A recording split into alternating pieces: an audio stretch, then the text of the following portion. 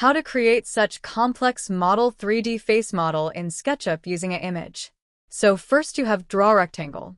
Then draw a line diagonally.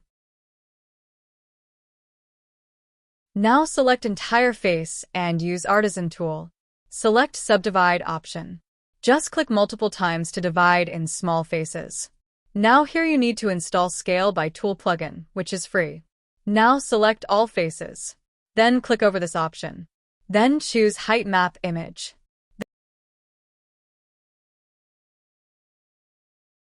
Then click OK. You can see the results here.